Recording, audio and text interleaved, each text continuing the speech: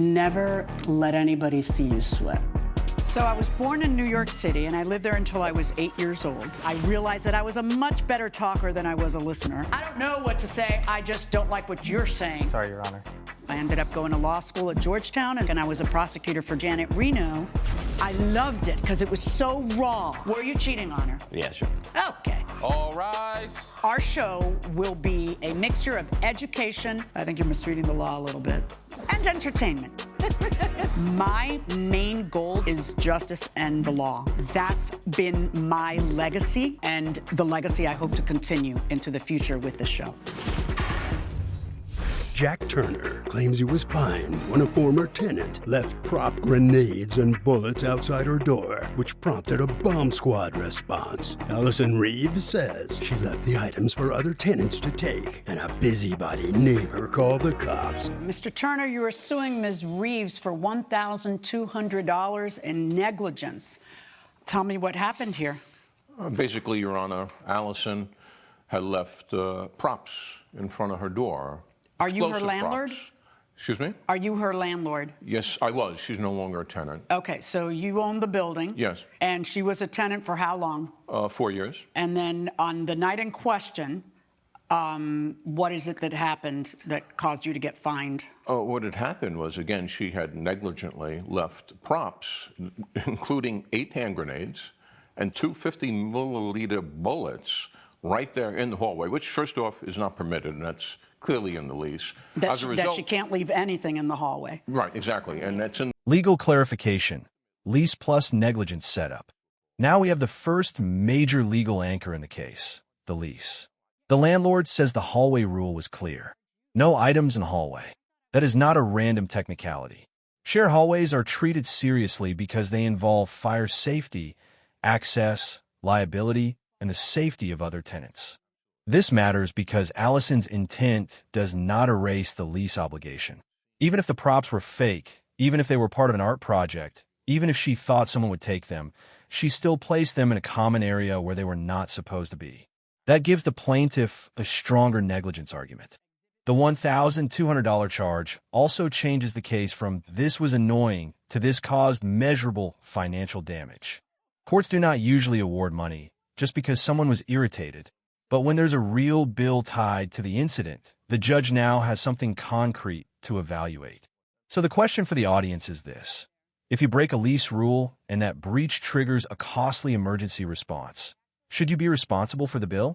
The lease, and ultimately it resulted in, after the police were called, for the bomb squad to come in, and I got charged $1,200. Yeah, isn't that something? When the police come, they then charge you. Yeah. I thought I was paying for that on the front end. Yeah. When my taxes. Right.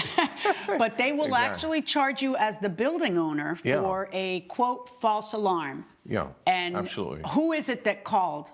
One of my tenants had called. She had seen what appeared to be real weapons at the time. You know, if you look at them, I'll show you a picture if you want to see it. Yeah, I would like you? to see it. Okay. Yeah. I mean, they look like actual weapons. So she was alarmed. She did the right thing. Exhibit B of the plaintiff, please.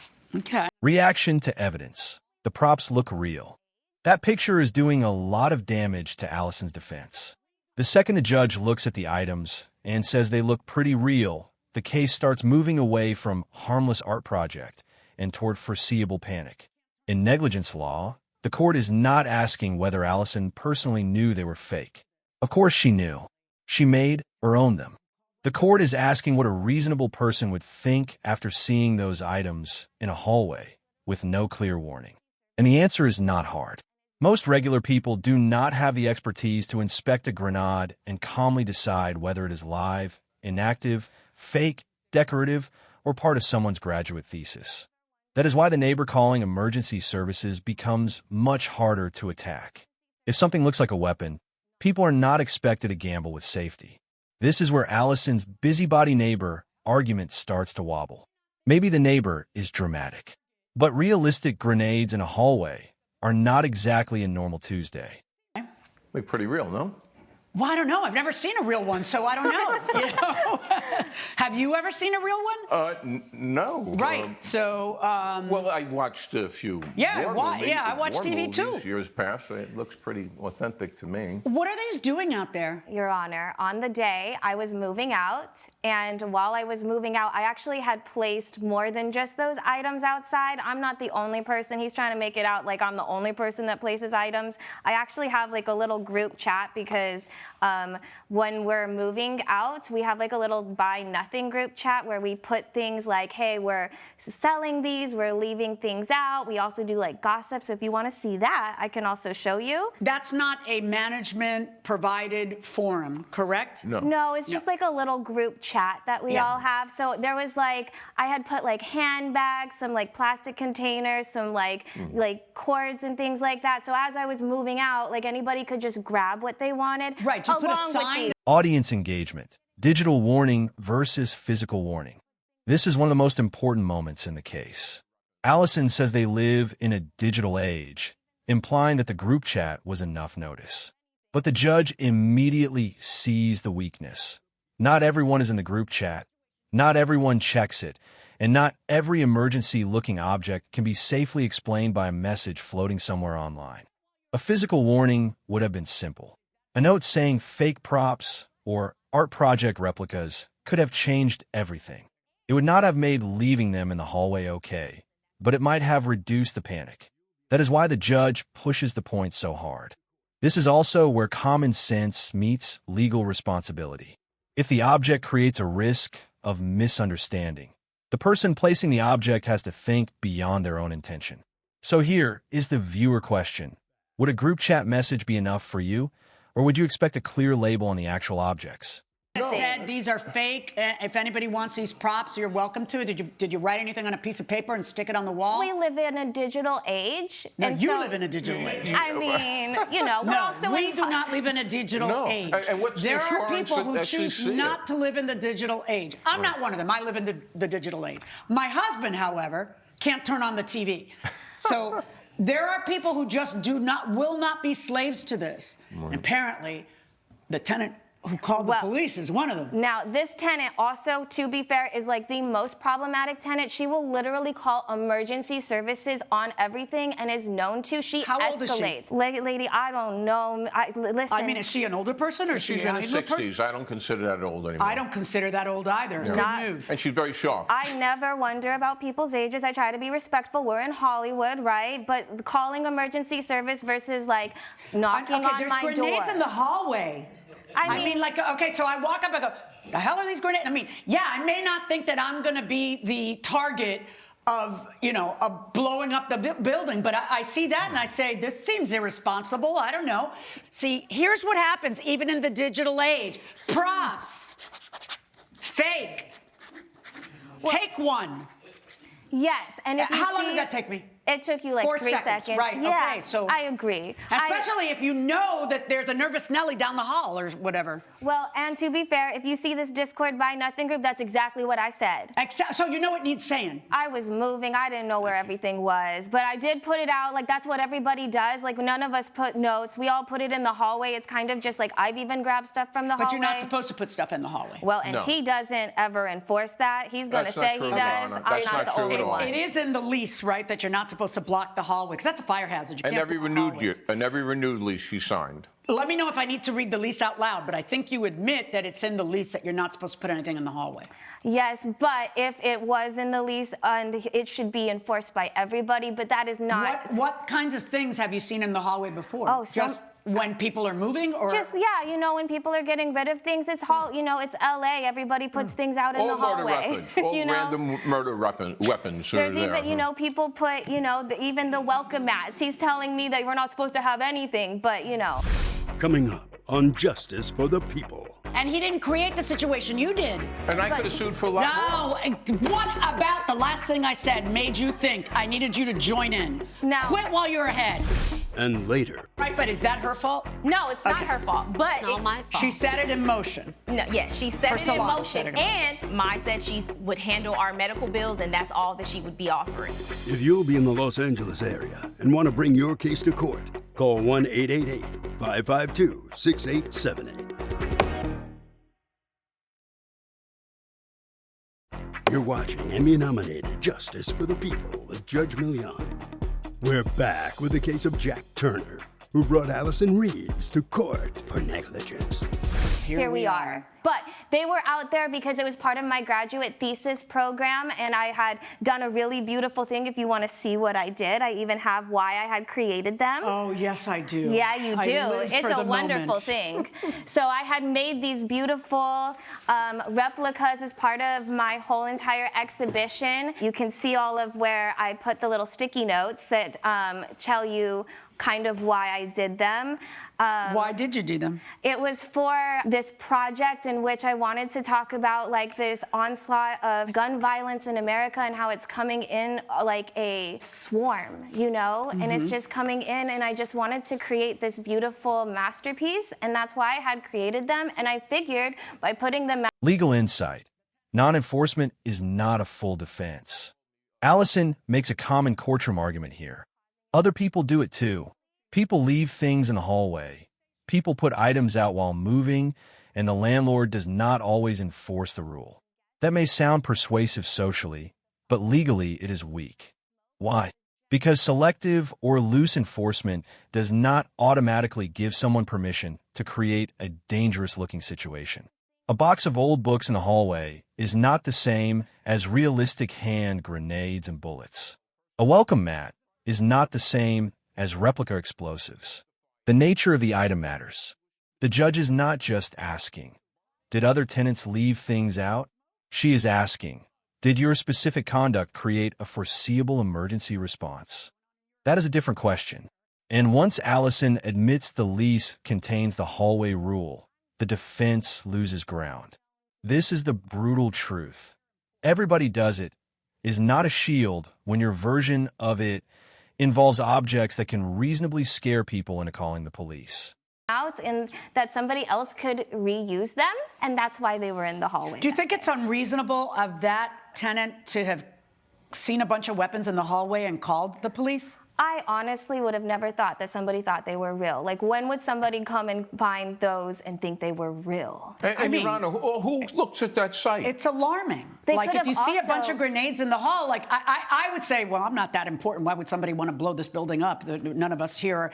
But if you saw them, wouldn't you say, geez, what is this? Well, then they could have knocked on my door. They could have checked the app that we could Who's have. they? What if they were Who's- afraid? who's and they? they don't want to knock on. You're the crazy lady with the grenades outside. They could have contacted him versus escalating it to emergency services. And I mean, well, that's the easiest thing to do is to call 911. well, and I mean, 911 is the reason that he's getting fined, not because of me. Your I'm Honor, the the easiest police are target the ones right that now. saw the items, and I'm sorry for yelling, but they saw the items, and they thought they were real, and they called the bomb squad. And also, What do you say about that? when the cops came, they were originally scared, but when they found out that it was part of a project. Right, but before that, they were originally scared and called the bomb squad. No. One negligent cop, okay, one cop. Oh, One cop decided. Not only is she a master Stop of craft screaming. services, Stop now she's an screaming and authority on interrupting authorities. me. I don't like it. Go ahead. Sorry. One cop contacted the bomb squad because he went over the supervisor. The other cops were all taking pictures, and they realized that the person had overreacted and that it was just So like. now we have two people who overreact. Yeah. One, the tenant in the building, and two, the police officer who, I mean, at what point maybe you shouldn't be leaving these props in the hallway? Well, I mean, I just think it was a huge misunderstanding. It is a huge misunderstanding. The problem is this huge misunderstanding, which you caused, cost him $1,200, and he wants you to. Emotional context. Art project versus public safety. This is where Allison tries to humanize the props. They were not random junk. They were part of a graduate thesis about gun violence in America. That gives the objects meaning, and honestly, that context matters emotionally. She was not trying to threaten anyone. She was trying to reuse materials from a serious creative project. But courtroom accountability is not based only on emotional context. The law can recognize that something had artistic value and still find that the way it was handled was careless. This is where Allison's argument runs into a wall. The purpose behind the props does not solve the risk created by leaving them in a common hallway. There's also a painful irony here. The project was about violence and public fear, and then the props created actual public fear inside the building.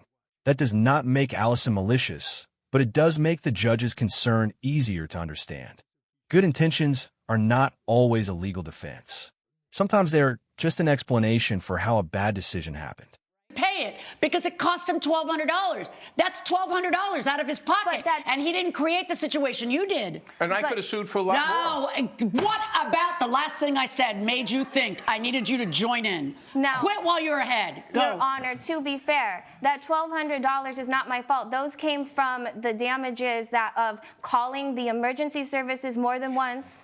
Like, I feel that he should be contacting the people that, like, it's not me. It's not me. But it is you. I don't think so. It's not the person who got scared when they saw weapons in the hallway. It's the person who left super realistic looking weapons in the hallway that caused the police to be called. And then the police that get out there, one of them at least picked up and called the bomb squad. Police don't usually disagree on what happens out there. So I'm not sure about, they may have been taking pictures after the bomb squad got there. I'm not sure they were taking pictures before the bomb squad got there because one of their lot, and they usually agree on what they're doing, called the bomb squad. Were you there for any of this? I was alerted and I came immediately. It was right after the police and before the bomb squad got there. Right after the police and before the bomb squad. Yes. Was anybody taking pictures, like having fun and taking pictures at that point before the bomb squad got there? That I'm not aware of. Who called you? The tenant. The same tenant who called? The police. The police. She called me shortly thereafter, yes. Okay. The one that's always causing issues. Like, she literally... How would she know that, Your Honor? Wait, can I ask you why you say she's always causing issues? 2 examples I can give off the top of my head. She called the police on guests that were just there for a party. She called the fire department because she smelled smoke and it was just somebody's barbecue. So she's always escalating issues when they could be resolved, like, internally. Like, all of these things are costing him so many problems. Have any other things ever cost you? No, first time. And This is the by first the way, time that- I'm glad that she called the fire department, because how does one distinguish between the smoke What from a should stove she do? that's burning Call the and a landlord barbecue? when she smells smoke? Like, if she smelled Come smoke, on. I mean, isn't it better safe than sorry? What if there was a fire going on in your apartment and you weren't there and everything you owned got burned up? Wouldn't you want her to be the one who called the fire department? I'm just saying that she's known to do She should know the difference between a fire and pork.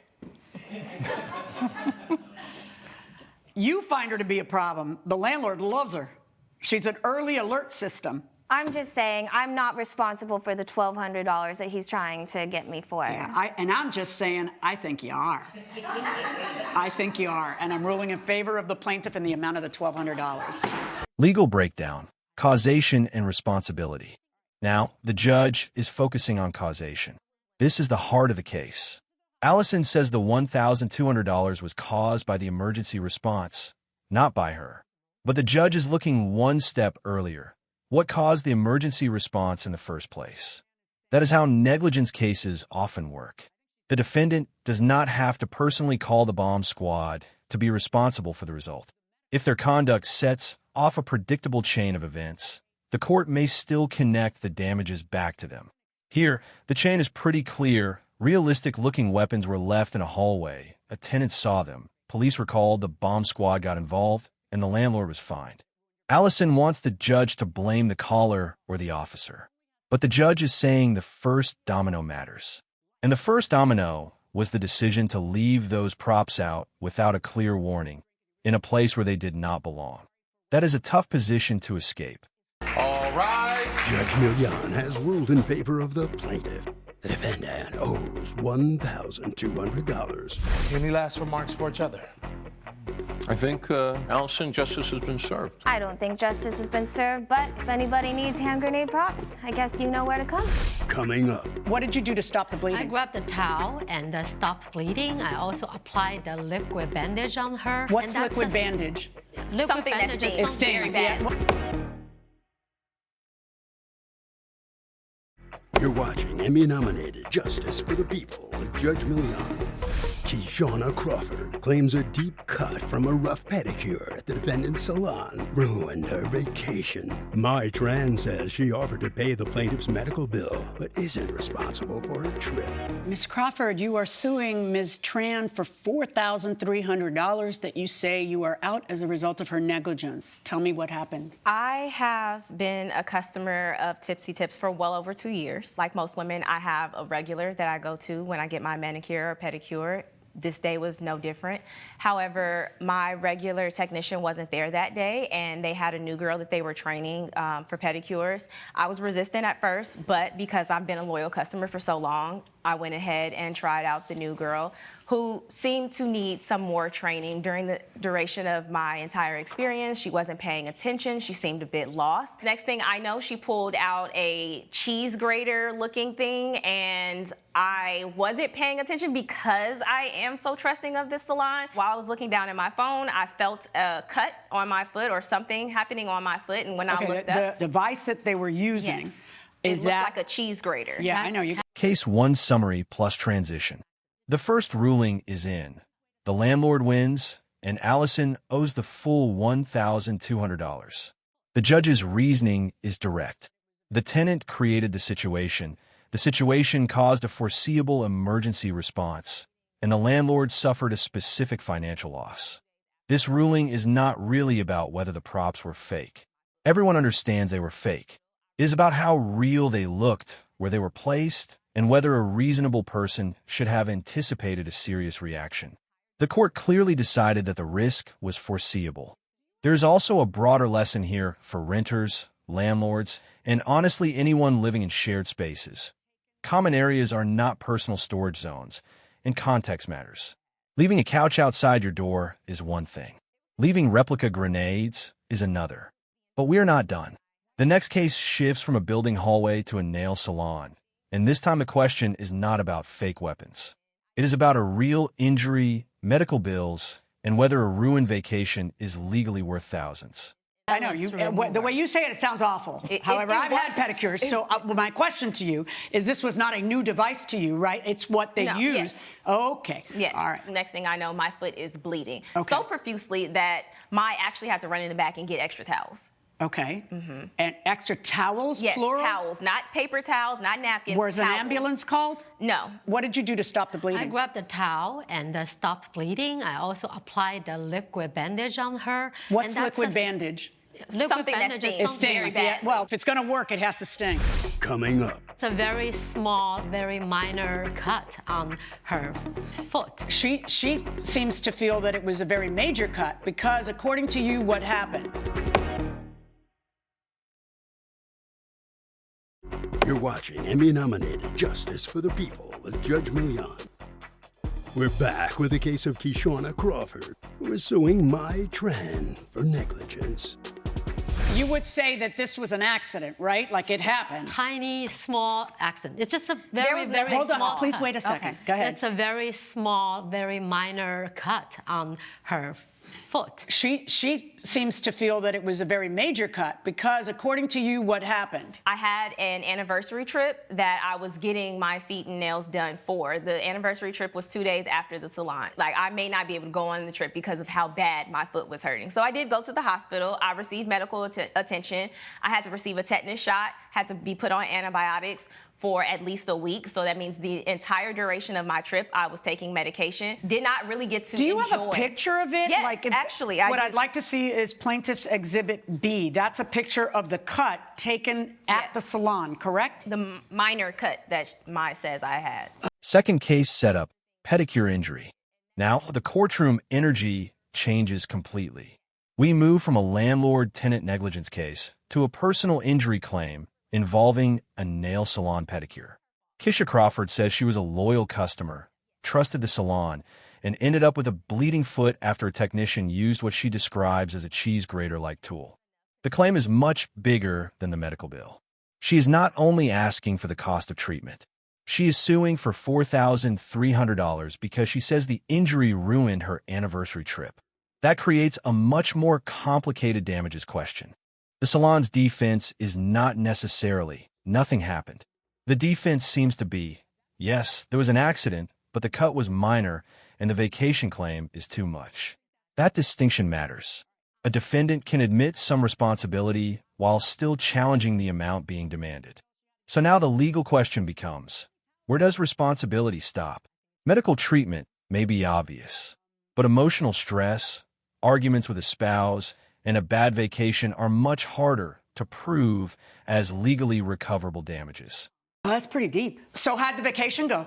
It was terrible. It was our first anniversary. We argued the entire trip. Why'd you argue? My husband thought that initially I was overreacting until he realized how much pain that I was in. I did not anticipate this being the reason why we didn't enjoy our vacation, but because of this incident, so many other things were exacerbated, and that's why we're here today. Meaning your husband. Yes. My husband thought I was overreacting, which caused is friction in our relationship. Right, but is that her fault? No, it's not her fault. But Reaction to photo evidence. The injury looks serious. That photo changes the tone fast. Up until now, the defendant keeps framing the injury as a tiny, minor cut. But when the judge sees the image and says it looks pretty deep, the salon's position starts to look less credible. In court, visual evidence can be powerful because it cuts through exaggeration on both sides. The plaintiff may be emotional. The defendant may minimize.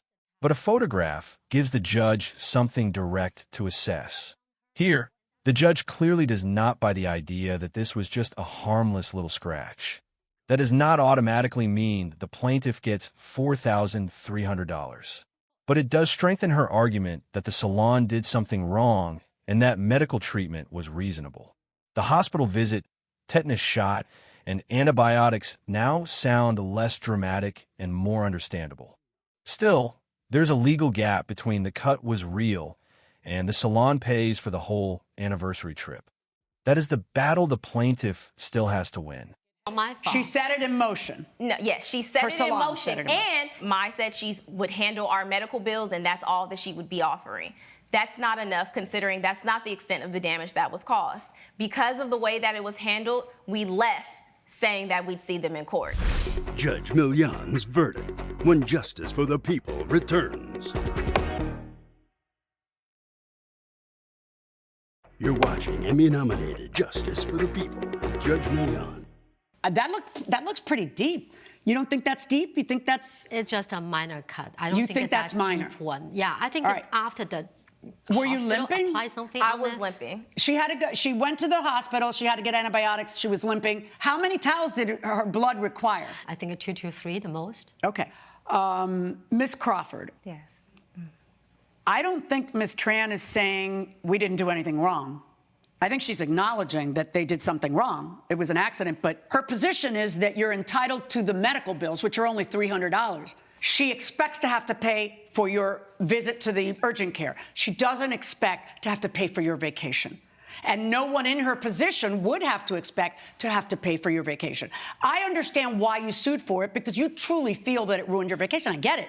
But that doesn't change the law. She only has to pay for the reasonably foreseeable outcomes, like missing work, like the urgent care. Not that you and your... Legal clarification. Set it in motion is not enough for all damages. Kisha says the salon set it in motion, and emotionally, that makes sense. The cut happened before the trip. The pain affected the trip. The stress affected the relationship. From her perspective, everything connects back to the pedicure. But legally, courts usually separate actual cause from legally recoverable damages. Just because one event starts a chain does not mean every consequence in that chain becomes compensable. The law looks for foreseeability and reasonableness. Medical bills from a foot injury? Foreseeable. Pain while walking? Foreseeable. Possibly missed work, depending on proof? Also possible. But a ruined anniversary, arguments with a spouse, and not enjoying the vacation the way they expected? That becomes much harder. Not because the plaintiff is lying, but because those damages are subjective and harder to tie directly to the defendant's negligence.